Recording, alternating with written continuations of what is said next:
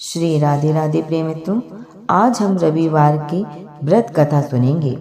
उससे पहले हम जान लेते हैं कि उनके मंत्रों का उच्चारण, जाप और पूजा विधि कैसे की जाए। रविवार के दिन सूर्य देव की कृपा पाने के लिए सबसे उत्तम दिन माना गया है। इस दिन उनके मंत्रों का जाप और सूर्योदय के समय अर्घ्य देना चाहिए। सूर्य प्रत्यक्ष देवता हैं, जिनका दर्शन पृथ्वी पर कहीं भी रहते हुए किया जा सकता है। सूर्यदेव अपने भक्तों के सभी कष्टों को दूर करने वाले हैं।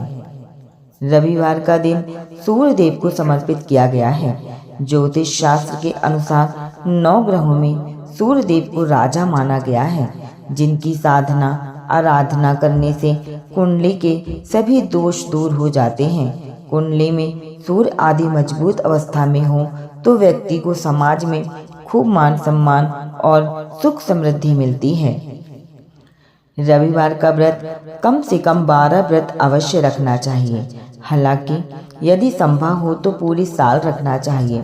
सूर्य को जल देने के बाद भगवान सूर्य के बीज मंत्र के कम से कम 5 माला का जाप जरूर करें। इसके बाद रविवार व्रत की कथा पढ़ें। व्रत के दिन सुबह स्नान ध्यान करके लाल रंग के कपड़े पहने और उगते हुए सूर्य को अर्घ्य दें। इस दिन केवल गेहूं की रोटी या गेहूं का दलिया और गुड़ का सेवन करें।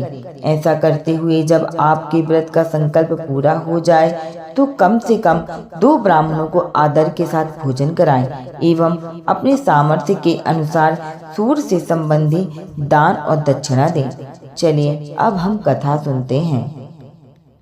प्राचीन काल में एक नगर में एक वृद्धा रहती थी। उसका नियम था कि वह हर रविवार घर आंगन गोबर से लीपकर भोजन तैयार करती और सूर्य देव को भोग लगाकर ही भोजन करती थी।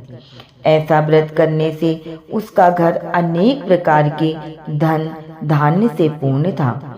श्री हरि की कृपा से घर में किसी प्रकार का विघ्न या दुख नहीं था। सब प्रकार से घर में आनंद रहता था।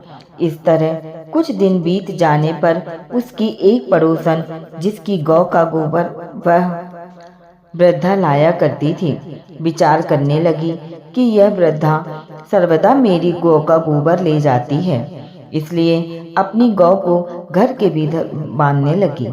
वृद्धा को गोबर न मिलने से रविवार के दिन अपने घर को न लीप सकी, इसलिए उसने न तो भोजन बनाया न भगवान को भोग लगाया तथा स्वयं भी उसने भोजन नहीं किया। इस प्रकार उसने निराहार व्रत किया। रात्रि हो गई और वह भूखी सो गई। रात्रि में भगवान ने उसे स्वप्न दिया और भोजन न बनाने तथा लगाने का कारण पूछा। वृद्धा ने गोबर न मिलने का कारण सुनाया। तब भगवान ने कहा कि माता, हम तुमको ऐसी गौ देते हैं जिससे सभी इच्छाएं पूर्ण होती हैं, क्योंकि तुम हमेशा रविवार का गौ के गोबर से लीपकर भोजन बनाकर मेरा भोग लगाकर खुद भोजन करती हो। इससे मैं खुश होकर तुमको वरदान देता हूँ।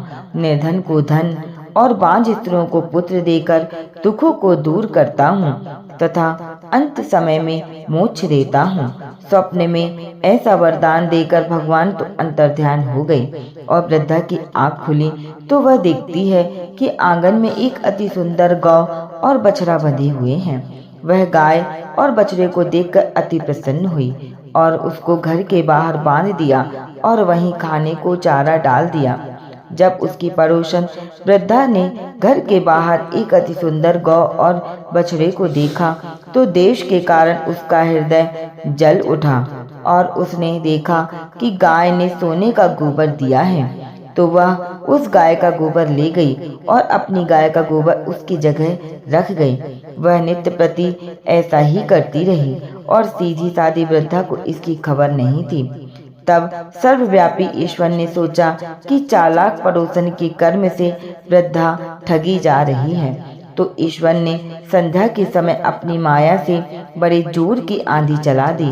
वृद्धा ने आंधी के भय से अपनी गौ को भीतर बांध लिया। प्रातःकाल जब वृद्धा ने देखा कि गौ ने सोने का गोबर दिया तो उसके आश्चर्य की सीमा न रही और वह प्रतिदिन गौ को घर के भीतर ही बांधने लगी। उधर पड़ोसन ने देखा कि बुढ़िया गऊ को घर के भीतर बांधने लगी है और उसका सोने का गोबर उठाने का दांव नहीं चल रहा, तो वह ईर्ष्या और डाह से जल उठी और कुछ उपाय न देख पड़ोसन ने उस देश के राजा की सभा में जाकर कहा, महाराज, मेरे पड़ोस में एक वृद्धा के पास ऐसी गऊ है जो आप जैसे राजाओं के ही योग्य है। वह नित्य सोने का गोबर देती है। आप उस सोने से प्रजा का पालन करिए। वह वृद्धा इतने सोने का क्या करेगी? राजा ने यह बात सुनकर अपने दूतों को वृद्धा के घर में गऊ लाने की आज्ञा दी।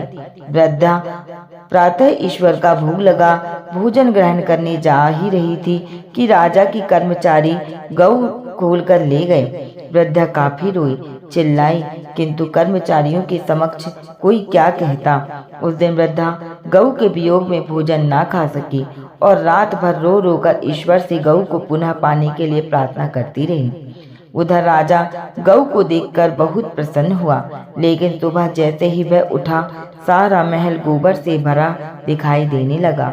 राजा यह देख घबरा गया और भगवान ने रात्रि में राजा को सपने में कहा कि हे राजा, गाय वृद्धा को लौटाने में ही तेरा भला है। उसके रविवार के व्रत से प्रसन्न होकर मैंने उसी गाय दी थी। प्रातः होते ही राजा ने वृद्धा को बुलाकर बहुत से धन के साथ सम्मान सहित गऊ बछड़ा लौटा दिया। उसकी पड़ोसिन को बुलाकर उचित दंड दिया। इतना करने के बाद राजा के महल से गंदगी दूर हुई। उसी दिन से राजा ने नगरवासियों को आदेश दिया कि राज्य की तथा अपनी समस्त मनोकामनाओं की पूर्ति के लिए रविवार का व्रत रखा करो। प्रातः करने से नगर के लोग सुखी जीवन व्यतीत करने लगे। कोई भी बीमारी तथा प्रकृति का कोप उस नगर पर नहीं होता था। सारी प्रजा सुख से रहने लगी। कथा समाप्त हुई। ओम सूर्याय नमः।